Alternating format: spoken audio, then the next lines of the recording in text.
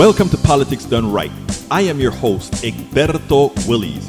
This is a progressive program that will take the mystery out of politics. This is the program that will encourage you to make sure government becomes we the people.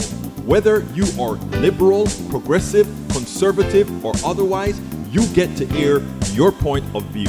We are an independent media outlet that, unlike mainstream media beholden to corporations, we only owe allegiance to you.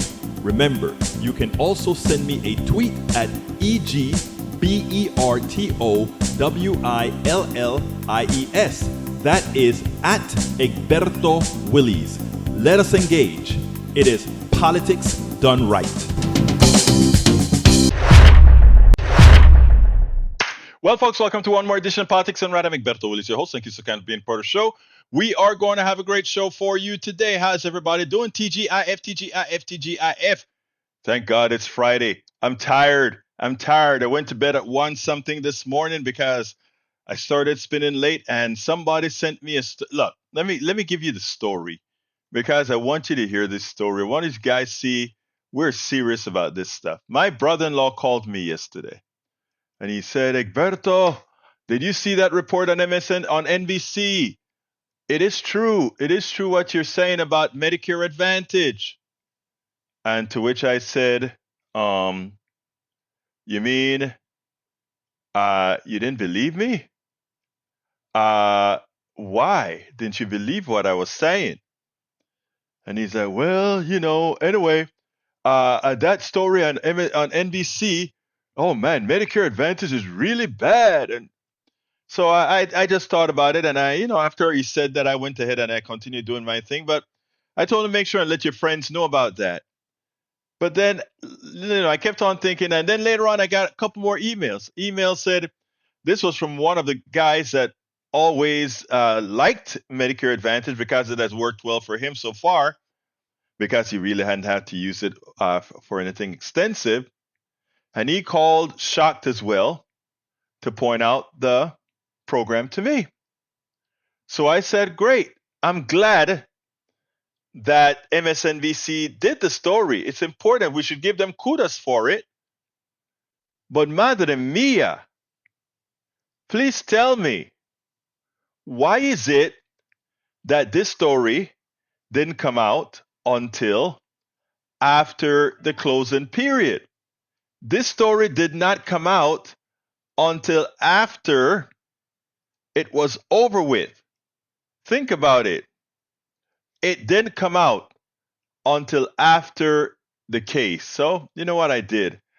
I stayed up last night and I said, I got to cover this story for my peeps. I got to let my peeps hear the story one more time. And also use that people's concern about it needed to be addressed. So that's what I'm going to do today. But beforehand, I'd like to welcome all my peeps. Welcome aboard E2247. Welcome aboard Erica Hayes. Welcome aboard Bridge MCP. Welcome aboard. Let's see, who else am I missing? AVQ, Michael Rudnin, E2247. Welcome aboard Yvette Avery Herod. Thank you guys for being here. I tell you what, we're going to go ahead and get started with the NBC piece that I did last night with the crocodiles in my eyes as I was getting ready to go and spin. Welcome aboard, Lee Grant. And as you know, when I'm spinning, I've started watching a new series, World War II. But we'll talk about that a little later. But anyhow, let's go ahead and play the Medicare Advantage story, and then we'll take it on the other side. Let's do that right now. All of you who follow Politics Done Right or been subscribing to Politics Done Right for a long time now know that one of my pet peeves is Medicare for all. And in that light, we talk about Medicare Advantage, and all these other permutations thereof. Medicare Advantage, I have been calling it a scam for several years now because it is a scam. It is nothing more than private insurance that the government pays for people over 65 years. Government insurance companies never wanted to insure people at the age of 65 and older because they cost more. And they didn't want the risk of working with people that generally get sicker. So it was the government took responsibility and created Medicare, who's been doing a very good job for a long time. It needs a lot of improvement, meaning we need to make it 100% coverage. We need to make it take care of dental. We need to make it take care of ears. We need to make it take care of eyes. But it's being stopped by politicians paid for by the insurance industries and others so that they will be able to use those features as selling points. Well, in as much as they do that, what they haven't done is serve the people as they should. Again, their Medicare Advantage could never, ever be better than standard Medicare. It's simply math. It's simply math. For those people who are benefiting right now from Medicare Advantage, remember you are doing it at the expense of so many others that aren't getting the services they deserve, required, paid for, earned. And that means most people on Medicare Advantage ultimately will get shortchanged. And it is hard to get this concept across because too many people have the false belief that if something is in the private sector, somehow it is more efficient than being in the public sector, meaning that either government or some governmental nonprofit provides that service. It's not true. Math tells you it's impossible. And the reason it is impossible is whereas the government in administering Medicare does not have to pay for profits, shareholder dividends, doesn't have to pay for databases, advertising, etc. Because all those costs are not there, it means that if the government provides the same service being offered by these supposedly Medicare Advantage companies, math would tell you it is impossible for Medicare Advantage to be more efficient than what the government Medicare can provide. Now, I was very happy to see. I think we should give NBC kudos for this report. I made snippets of the reports that are pertinent that I want you to listen to, and then we'll take it on the other side. Medicare Advantage, those Medicare-approved plans offered by private companies. Millions use them, but we found they routinely reject claims for necessary care. It's devastating hospitals in rural America. This was once the geriatric psychiatry unit at Alliance Healthcare in Holly Springs, Mississippi. Beds sitting empty. This operating room only a few years ago was doing 5 or 6 procedures a day. Now, 0. Dr. Kenneth Williams is the CEO. He says the hospital can no longer afford the unit or any inpatient care for that matter. It's empty. It died the last few years with Medicare Advantage. Medicare Advantage is a private alternative to traditional Medicare pitched by celebrity spokesmen like Joe Namath. Medicare Advantage plans have added new benefits. 31 million people are on the plans, which are often cheaper than Medicare supplements and promise better benefits and lower premiums. But the CEOs of rural hospital systems in 6 states tell NBC News that Medicare Advantage routinely denies reimbursements for necessary care. 2006, we went from being well in the black to losing $1.7 million. Overnight. Medicare Advantage. And nothing changed other than that. One government report found the top Advantage plans denied payment for nearly 1 in 5 claims that met Medicare rules. Your fight is not just to take care of patients anymore. Your fight is becoming more to get paid from the insurance company. How dire is the situation when it comes to rural hospitals? More than 300 hospitals that are at immediate risk of closure and another 300 that could be at risk of closing in the next 6 to 7 years. When Rose Stone retired, she signed up for a Medicare Advantage plan. Rose, how long have you been coming to Dr. Williams' clinic for? 20 plus years. And did you think if you signed up for Medicare Advantage, you'd be able to continue to do that? At first, I did. She was later surprised to learn the plan didn't cover her visits. Faced with paying out of pocket, she made a difficult choice. I had to stop coming to Williams' clinic. Rose has since gotten rid of her Advantage plan and is seeing Dr. Williams again. You felt like you were taken advantage of. I know I was. Again, NBC, thank you for putting this report out. I tell you why, what brought me, I didn't see the report initially, but my brother-in-law called me up and said, Egberto, I just saw this report on Medicare Advantage. I didn't believe what you were saying when you were saying it. I'm like, you didn't believe what I was saying? And now that NBC puts it on, you believe it now? But I pause.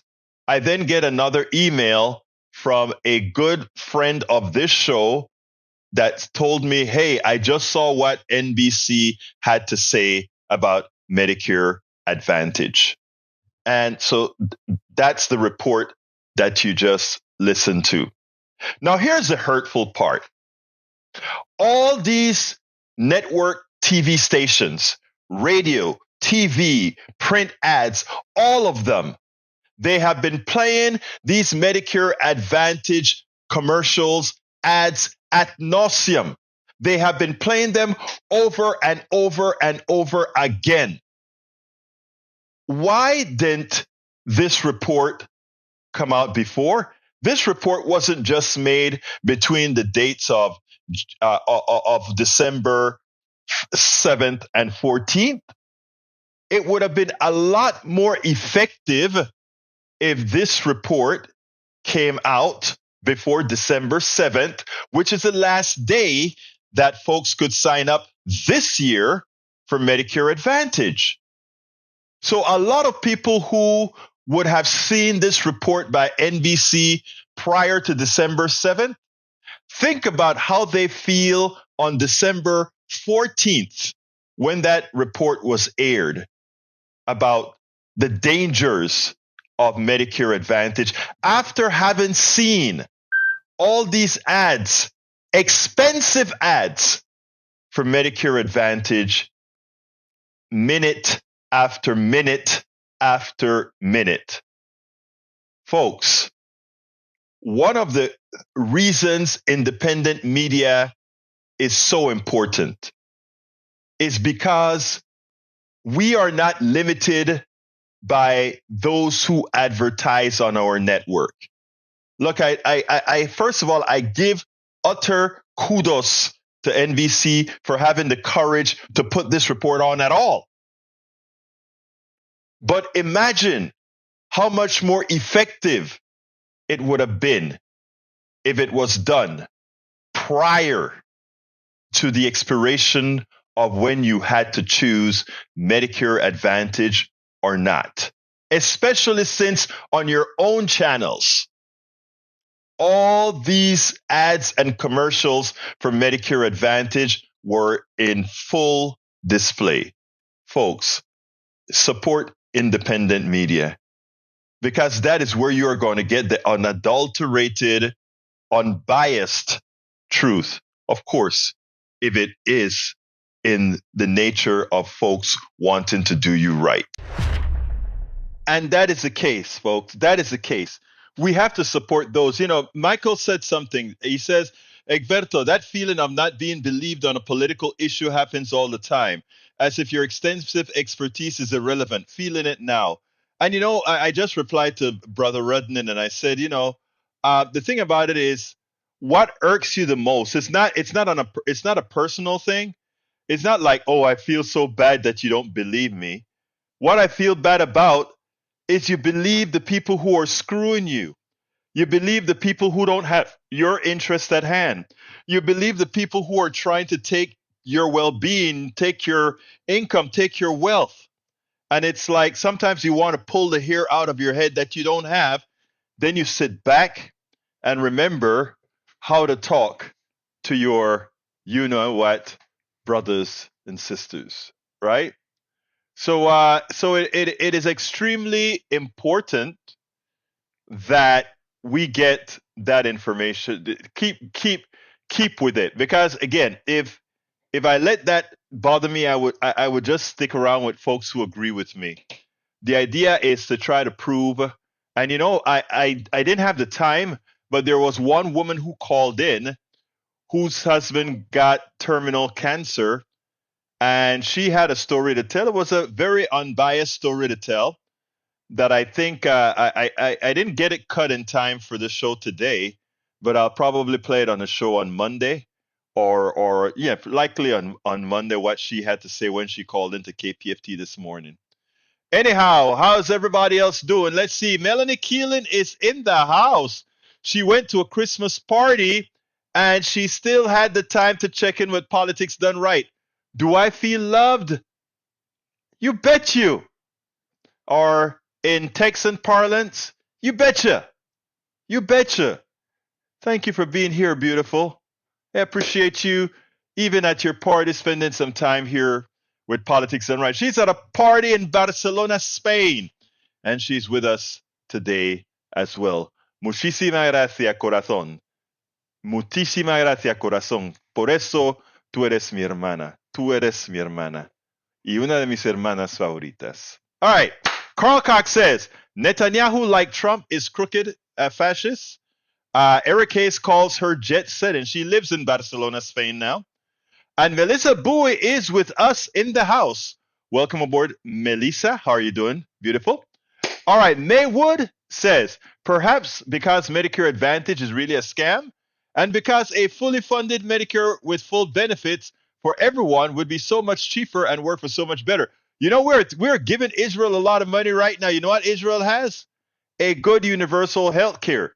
But they do it a bit differently. They have 4 HMOs that has to follow strict rules, and everybody has to be a part of one of those 4 HMOs. Everybody covered. And guess what? It costs them 62%.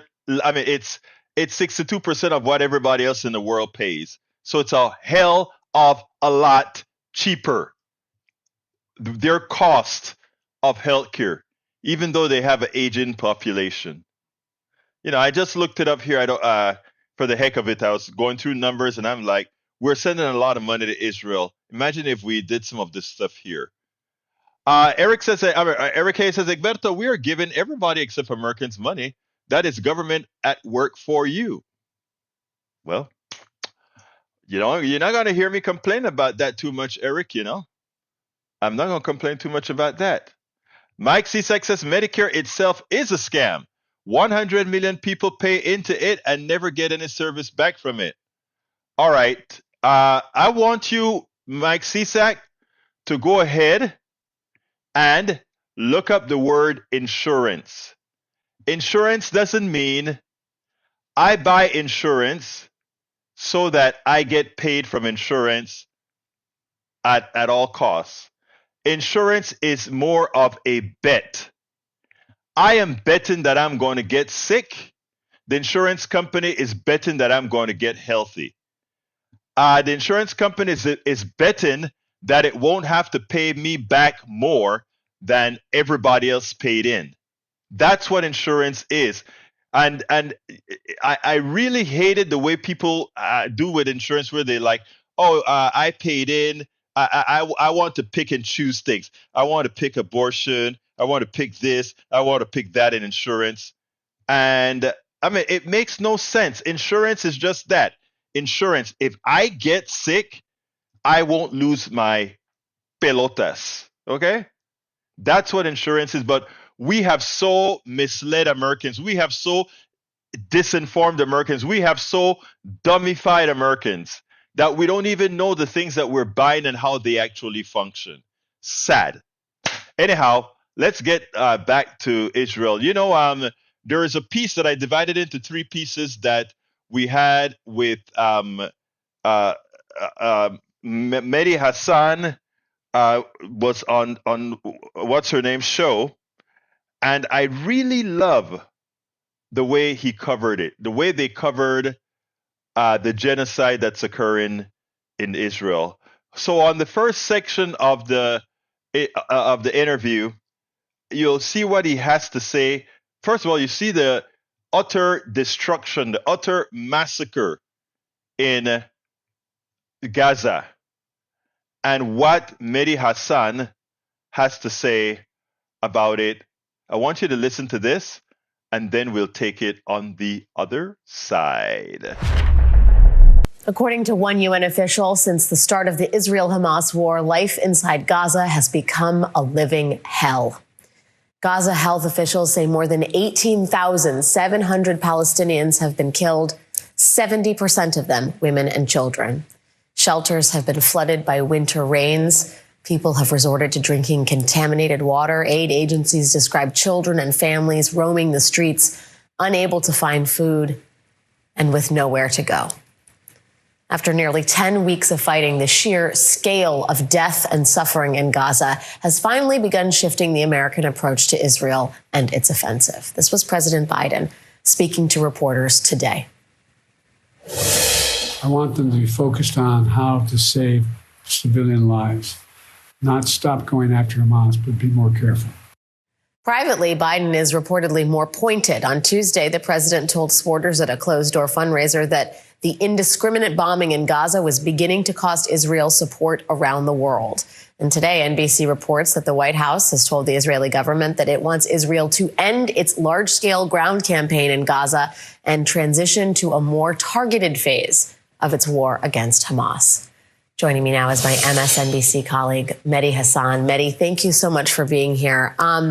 First, I wonder what you make of the sort of slight discrepancy, but a meaningful one nonetheless, between what Biden is saying publicly and what he's saying privately, and whether sort of the reasoning behind that and the shift in general, what you make of it. It's a great question, and I think no one quite knows what's going on. I suspect a lot of people around Biden are wondering what's going on because he's been front and center when it comes to the strategy on Israel. This is not something he's outsourced. From the very beginning of this conflict, he was kind of scribbling his own notes into speeches. He was saying his own things. We know he has a propensity sometimes to gaffe.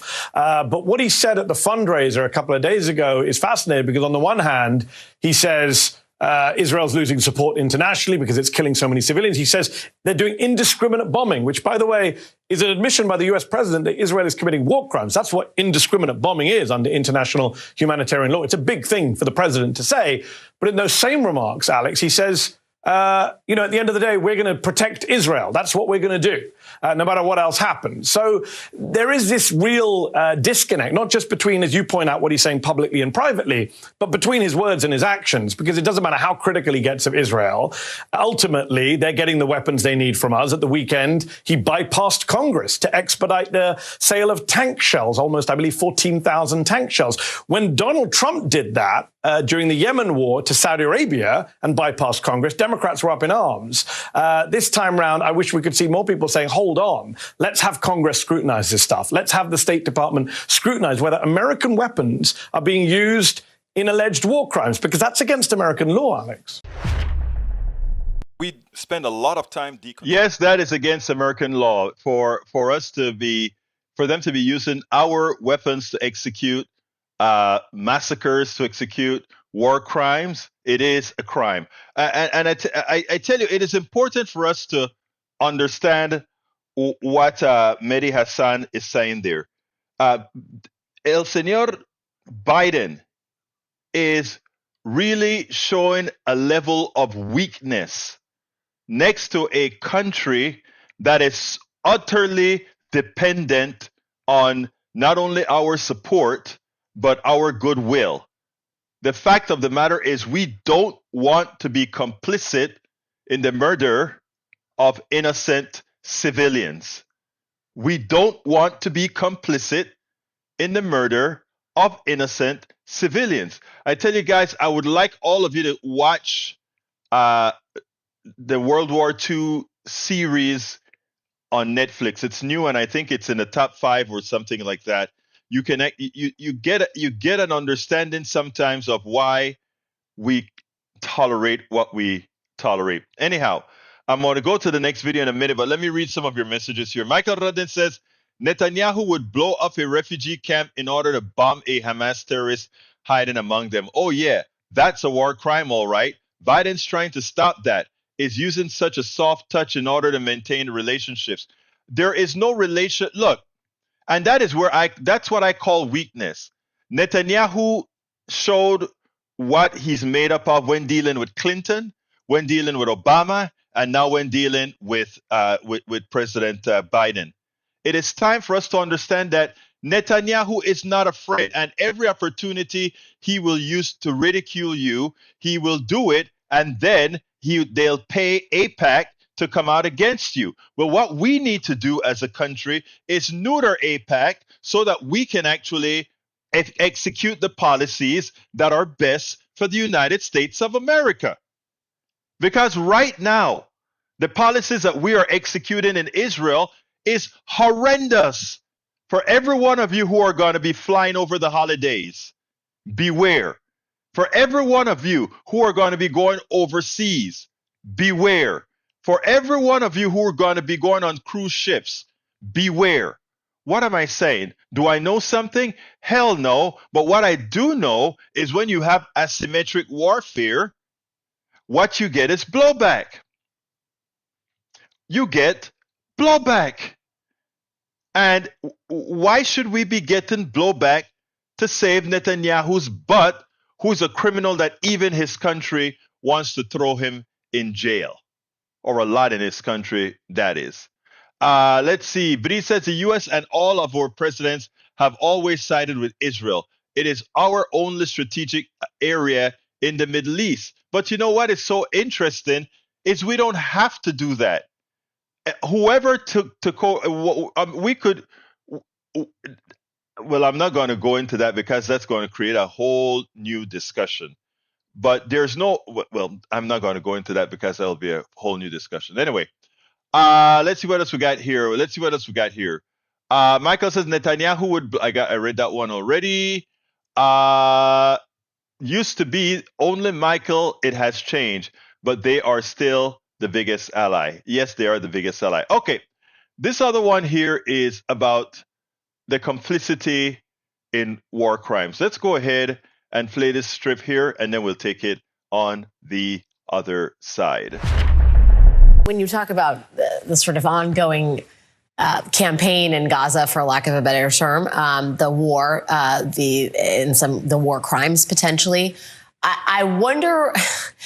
I do wonder if you can make sense of the fact that Biden is saying publicly, the White House is saying, we want this all to end in 3 weeks at the end of the war.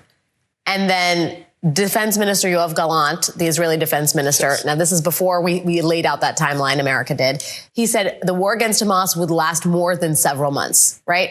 Yeah. It feels as if there is a sort of, if not a direct tit for tat, a back and forth here that is not indicative of an Israel that is necessarily listening to America's prescriptions. Do you think that is just sort of Israel paving its own path, or do you think that there is some actual currency to be gained in going up against a Democratic president who's up for re-election in 2024? Oh, very much so. And Benjamin Netanyahu's own political future is in trouble. He's deeply unpopular in Israel because of the massive security and intelligence failure on his watch. This is the guy who can say to his hard-right constituency, I'm the guy who's standing up to Biden. I'm the guy who's preventing a two-state solution, which the Israeli government is. So he can do that for domestic consumption. Yoav Gallant can say, look, we need more months to, defeat Hamas, which they haven't done yet, but they've killed a lot of innocent people in the process. The problem then becomes, is the U.S. government willing to do anything about it? In a game of chicken with Benjamin Netanyahu is Joe Biden, who keeps telling people, he said at this fundraiser, I disagree with Bibi, but I love the man. He keeps saying, I love the guy. Well, this guy could cost you your presidency, Mr. President. And the question is, what are you going to do about it? Because people think the American president, well, Israel will do its own thing. Let's be real, Alex. The American president, Joe Biden, could end this war, which, as you pointed out, has killed, 18,000 people, more than 7,000 kids. He could end that war with a single phone call. We know this because he's done it before. In 2021, when Israel was bombing Gaza, last time around, May 2021, according to Franklin Furr in his biography of Biden, the president rang Netanyahu and said, we're out of runway. You got to end this. And he did. Ronald Reagan in 1982 famously rang the Israelis, said, I'm watching a Holocaust on my screens. You've got to stop this. In 20 minutes, the Israelis stopped bombing Beirut. And Reagan said, I didn't realize I had that power. So American presidents do have this power. The American government does have the power. The question is it willing to use it? Of course they have the power. And they should use that power, assuming that they are not themselves wanted to liquidate the Palestinians, right? I mean, we don't sit down and I'm asking him to kill less people. And as you're asking him to kill less people, more people are dying. More people are dying. More people are dying. As you're like, oh, Netanyahu, please stop killing people. Well, let me think about it. And as you guys are going back and forth, while you guys have the privilege to go back and forth, Palestinians are dying, not only of bombs, not only of gun shells, not only of tank shells, but of disease because you've also starved them. You've also put them under high conditions of thirst and all of that. It is shameful what we're doing. It is correct, completely shameful. I have one more very short video with Netanyahu that I want to play. But before that, I want to make a correction to Mike Cisak. And I am addressing this because it is something that a lot of folks on the right use often. It's one of the biggest lies. Anybody who uses it shows either their lack of math acumen or their willful choice of being misled. Let's read what Mike Cisak wrote here. He said, I want you to understand what it means. He says, I am not. I want to make sure and read it correctly. I want to read it correctly because if I don't, if I need to read it correctly so that you guys completely understand what is going on here. So let's go ahead. I'm looking for CSAC's comment. Bear with me. I'm looking for that comment because I want to handle it. He said, Maywood, no, I'm talking about young people who are paying for current old people using the system. That's called a pyramid scheme, usually illegal, so is the Social Security system. I don't know if he believes that, if he's just repeating that, or what. I want you guys to look at the shape of a pyramid, right? The shape of a pyramid, and you tell me if this is really a pyramid, okay? In a pyramid dies under its own weight because you run out of people. All right? Here is how Medicare, Social Security, and all these things work. Social Security, there are several people that will be paying your working years. The amount of years that you are going to be, in the aggregate, that is, the amount of years that you are going to be working in the aggregate covers several decades. So that's a hell of a lot of people covering all those decades. At the latter point of your years, the last 10 years of your life, the last 20 years of your life, you go on to Social Security. So you have this big mass of people here servicing this small number of people. We got a little problem during the baby boom because right after World War II, we had a massive increase in a particular generation. A particular generation comparatively got a massive increase in people. What that meant is a smaller number of people were there to service that generation. But there are still more people in the other generations that are still paying Social Security than those people in the baby boom generation, just less. What was done to fix this problem is, if you remember that locked box that Al Gore always used to talk about, or the trust fund, right? You only really need a trust fund to accumulate the difference that you're going to have from the cash flow plus whatever shortage occurs in that cash flow to cover your ongoing servicing of that debt. And that's where we are. That is where we are. As soon as the baby boom, the generation dies out, and we hit that steady state condition again, we will be in that place where we're in the perfect transfer of collecting Social Security here from a big mass of people and paying it out to a smaller mass of people. The baby boomers was an inconsistency within the system. In the case of Medicare, all income is based on Medicare. I mean, all income is taxed for Medicare. And what we do, there we go. Let me go ahead and put that on the screen for you guys. Thank you very much for that, Michael Rudnin. Let's go ahead and get that on the screen. From pyramid to pillar, a century of change. There you go. If you take a look at what happens there, is that shows perfectly what's going on and what needs to be fixed. Okay, that is saying it perfectly. Anyhow. And as you can see the baby boom generation. I think what they're showing there right now is the birth rates in the United States falling. I haven't read it here, right? But here's something that we have to take a look at. The fallen birth rate in the United States. If anybody wants to know why immigration is important in America, just look at that picture. All right? Just look at that picture. First thing, people are living longer. You take a look at that picture, people are living longer. And secondly, we need to sort of increase the base. Now, remember though, if you take a look at that drawing that Rudnin has on the screen, you still have the majority of time, the majority of people are well below that retirement age. And that is what we're talking about. Anyway, so I hope I've sufficiently educated you, my dear Mr. CSAC, so that you won't use a talking point that makes anyone who uses it kind of silly. Okay? It makes you look kind of silly. So don't use it, man. Don't use it. Although it only makes sense in the right-wing echo chamber. All right, Paul Fleming says America's biggest credit union denied mortgages to more than half of its black population in 2022. White applicants earned less than $62,000 were more likely to get a mortgage than black applicants earning more than $140,000.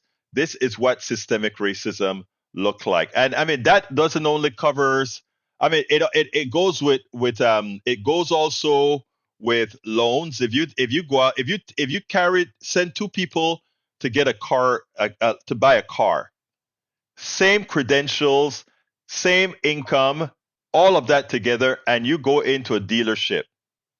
And these are experiments that have been done over and over again. You're going to see that the person of color walks out with a higher interest rate than the person than the white person. This stuff we've tested this over and over and over again, and it's constant. The same goes with selling one's house. You can lose hundreds of thousands of dollars in your house if the person who's selling your house knows you're black and they're white. And these are things that have been proven. Or if you are selling your house and you have pictures in your house that that shows your family, if your family is black or whatever, and shows or Latino or whatever, your house actually in the aggregate sells for less. So the thing that people do now is when they're selling their homes, they take out everything that gives anybody the idea that the house is being sold that the house belonged to anybody ethnic. Okay? That's what's being done. Now, and when you go buy a car or whatever, when it comes to me buying a car, this is my approach. I would go in for the car, and before I want to make sure that the guy doesn't have to bite his tongue or whatever. So the times that I've gone in there, I would go into the loan and I'll sit down with the loan officer and I'd say, before you give me any offers whatsoever, I do not want the black price.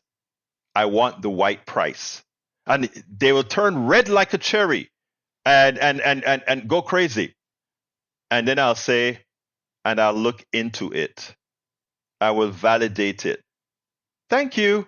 And I'll be very nice. And I'll be very nice about it and casual, etc. And many times it actually does very well. They make sure that a lot of times I've gotten the absolute lowest rates whatsoever. The same thing occurred recently. I think I told all of you that my house needed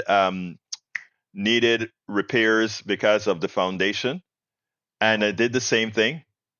And to to put it bluntly, I was shocked at the interest rate that I got. Okay, but it's a matter of saying, and I let folks know that I would expose it and I'll make it a national story. I don't even give them a chance to give me a first bad offer, because it's harder to allow them to first give you a bad offer and then you have to fight it than to let them know that you know about the black premium or the Latino premium or the person of color premium. I give another example. One of when I was doing the things for my home, I was thinking about getting solar cells for my home because my electric bill is ridiculous, and if I could get it to, if I could do better than break even, in other words, there are all these people offering you to get solar panels and it costs you nothing, right? But it always costs you something because there's interest rates and all of that. I asked a friend, one of our friends here on this stuff, who got solar panels. I asked him what he paid for as well, and I asked him to recommend the people that he used. And the people he recommended, the people that gave him that great offer, they came to my house and they gave an offer that made that I can tell you, they must have thought I was the dumbest idiot on the planet. I summarily sent them away. But it just showed you that they gave him a great price and a per panel, and gave me same vicinity, gave me a ridiculous price. And they actually, it was such a ridiculous price that when I rejected it, they first came back with a 40% drop in the cost. Is it about 38, somewhere around there? So I just want to let you guys know that's real. Bridge MCP says, Egberto Willis, from 2018 to 2019, how has Social Security gone from being such a successful program to an outright mess? One postulation is that the federal government is to blame. You see, the Social Security program has accrued close to $2.9 trillion in net cash surpluses since its inception, with nearly all of this amount being generated over the past 35 years. Put another way, the program has collected more money than it expended for every year since 1983. Where is the money? That's the big point of the contention. By law, these net cash surpluses are required to be invested in special issue government bonds and, lesser extent, certificate of indebtedness. In return, the federal government gets access to $2.9 trillion in borrowing capacity that it can use to normal items on its budget. In other words, Social Security Trust has $2.9 million in asset reserves, but not a red cent in cash in the vault, so to speak. Well, that is what Al Gore was talking about. That is what Al Gore was talking about. This lockback, and by the way, the IOUs are there. Social Security is solvent. Don't let anybody fool you. We just spend them as we collect the money. The government borrows it from Social Security and spends it. So all they need to do is pay it back, right? That's all they need to do, pay it back. So there you go. All right, let's see what else we got here. Eric Hayes says, Egberto, get some financial literacy. I am pretty financial literate, my friend. I mean, that's the reason why they are unable to con me in these particular issues, sirs. Carl Cox says, Ned Foreman's statement shows he's a major league fruitcake. Ned Foreman, who is Ned Foreman? Is there somebody? Listen, Ned Foreman says, Social Security might have been saved if we just allowed COVID to rampage our baby boom. Oh, my God. Oh, my God. Come on, Ned. Get a heart. All right, let's see what else we got here. Paul Fleming says, Sadie, Mississippi grand jury has decided not to indict the police sergeant who shot an unarmed 11-year-old boy after responding to a domestic disturbance call in May. While the grand jury believes the officer didn't engage in criminal conduct, the boy's family reportedly continued to pursue. Yeah, we'll have to sue him and get them in the other courts. Lee Grant says, estimates for services vary significantly, even if you're white. Your anecdote doesn't prove racial animus. You're actually correct about that. One incident doesn't prove that. However, a pattern of incidents do or does. A pattern of incidents does. And what I do is I preclude those incidences by bringing the point up front, because I understand it's out there. Take your head out of the sand, my dear brother. It's a fact. Let's see what else we got here. But he says, not just a white issue, a woman. Actually, women have that problem, especially when they go to a mechanic. You're absolutely right about that, Bridge MCP. Let's see what else we have. Eric Hayes, there are glimpses of when Egberto does know economics, but his emotional leftist ideals keeps getting into the way. Oh, my dear brother CSEC, if I could only school you much better. But you're here with us, so you will be schooled, sir. By the way, it seems like Giuliani owes Freeman $150 million. Yay! He owes them $150 million. So now everything that he has is theirs. I love it. I simply love it. All right, I've got a very short last video. Guess what we think? We think one of the reasons Israel is giving America such a hard time is they want Donald Trump as president of the United States. You think we have something there? Check this out. I mean, I listen to Mehdi Hassan. Check this out and we'll take it on the other side. There's some reporting out there that Netanyahu and his, conservative allies in Israel would much rather see a Trump presidency. I mean, not only are potentially America's and Israel's interests not aligned on the sort of moral and ethical quandary in and around Gaza and the death toll there, there's just the basic political reality that it might behoove Netanyahu and his goals to not have Joe Biden in the White House. Do you think that's something the White House recognizes? I mean, it does not seem like it seems like a feature, not a bug here. I suspect the White House, in terms of the political operation, does recognize that. The question is, does Joe Biden? Biden has this decades-long friendship with Bibi, as I mentioned. He says he loves the guy. He's known him for 50 years. The problem is Netanyahu gets along with Republican presidents. He got on very well with Donald Trump. Democrat presidents have never gotten along well with Netanyahu. Bill Clinton famously came out of a meeting with him and said, who's the superpower here? Obama got insulted, humiliated by Netanyahu over Iran. And now you have Biden here, who could lose the presidential election because of this war. And meanwhile, Netanyahu's like, well, I win either way because I get Trump back and a blank check, according to that reporting in Puck this week. We spend a lot of time deconstructing the news, trying to parse it into a form that everybody can understand. We try to find those little nitpicks where it flies above the fray, etc. If you really like these videos that we do, I want to ask a big favor. Please go ahead. Number one, subscribe to our channel. And number two, please join if you can. Thank you so kindly for watching. Keep watching. Please remember to share. We must populate the entire internet with our progressive message, a message that we know is what most Americans say that they want. So help us, please join. Absolutely so, folks. Join us. Please remember to do that. Let's see what else we got. Ned Foreman says, do you think it is more ignorance issue? He was just telling us he makes it clear he's knowledgeable and is able to secure a good rate. I believe anybody so shrewd, regardless of race, should be secure. But understand this, Ned Foreman. I do that out of necessity. Most people that go in to get a loan, they don't have to be smart. Let's put it this way. I'll tell you what my parents used to tell me, especially when we were going to the American schools on the Canal Zone, moving from the Latin American school to the American school in the Canal Zone. This is how we grew up. We grew up learning to love everybody. We grew up learning to respect everybody. We also grew up learning that because of our hue, because of the color of our skin, that we were going to have to act differently, to work harder at what we do to make it. Let me explain. I remember, I wrote a lot of this in my book, The Tribulations of a Afro-Latino Caribbean Man. I wrote a lot about it in this. But the term that you have to work twice as hard to earn half the credit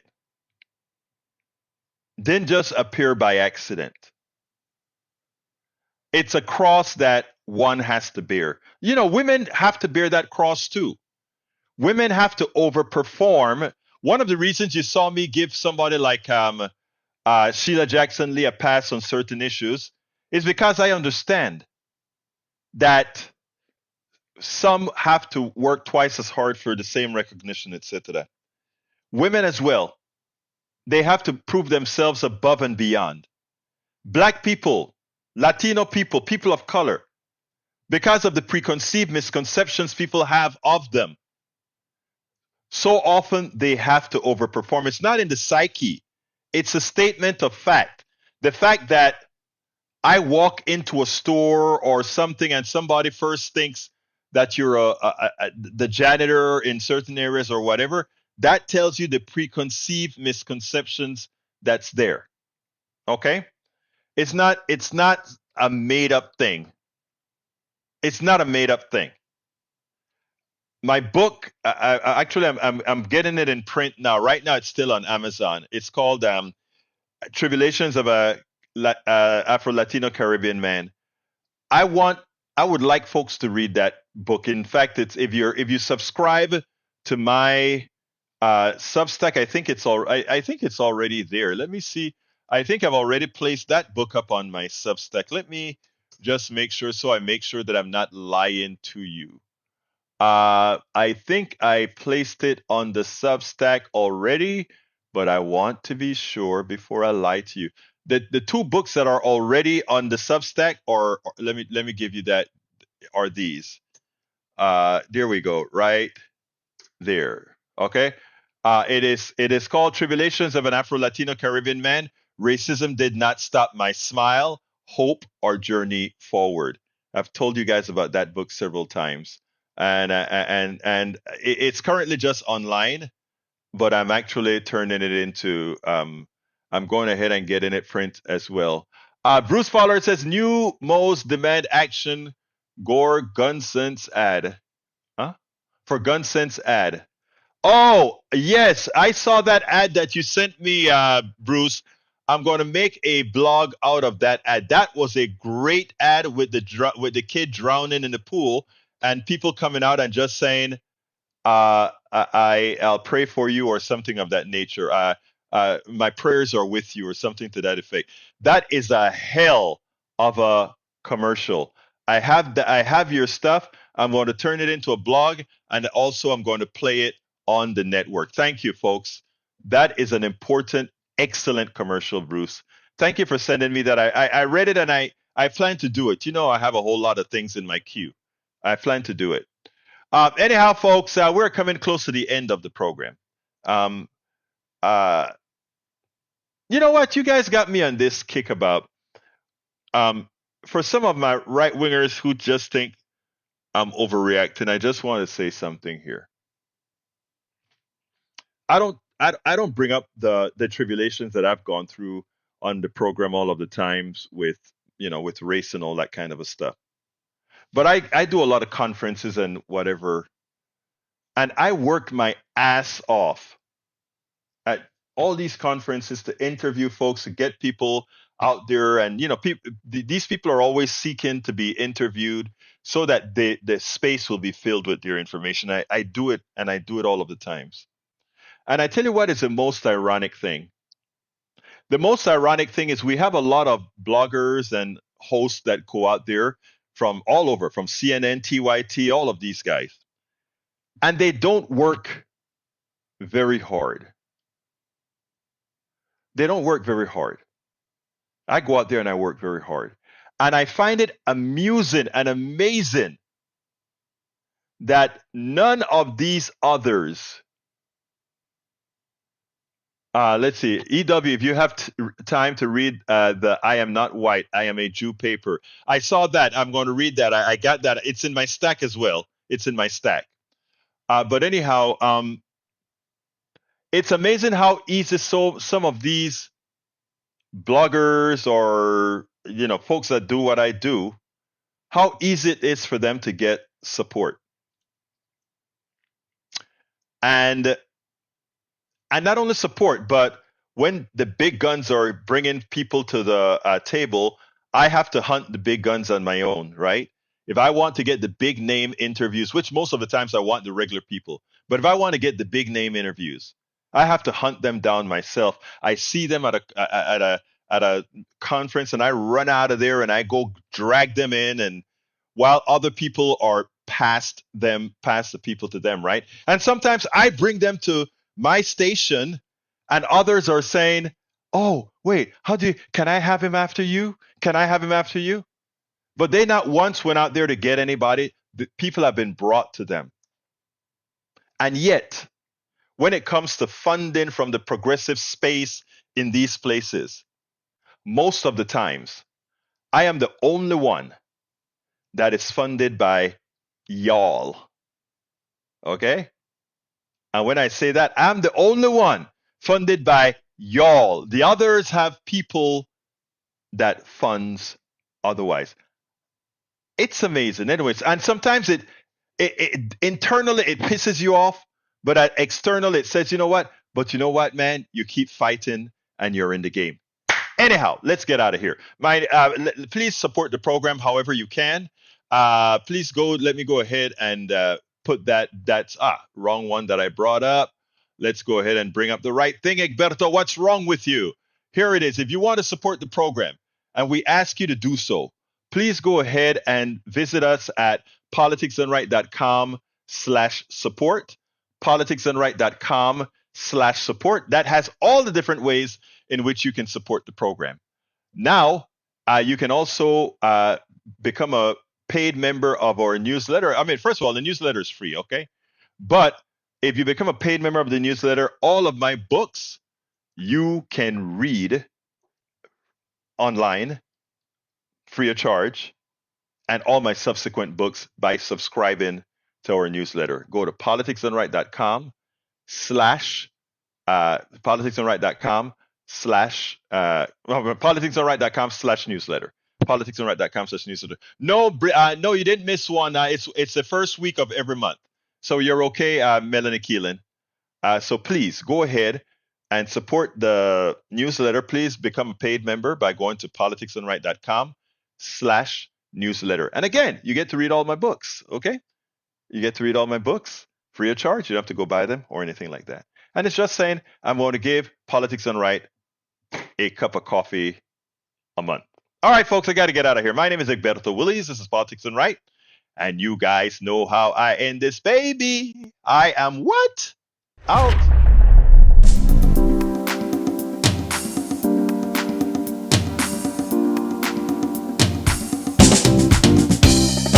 Welcome to Politics Done Right. I am your host, Egberto Willies. This is a progressive program that will take the mystery out of politics. This is the program that will encourage you to make sure government becomes we the people. Whether you are liberal, progressive, conservative, or otherwise, you get to air your point of view. We are an independent media outlet that, unlike mainstream media beholden to corporations, we only owe allegiance to you. Remember, you can also send me a tweet at EGBERTOWILLIES. That is at Egberto Willies. Let us engage. It is Politics Done Right.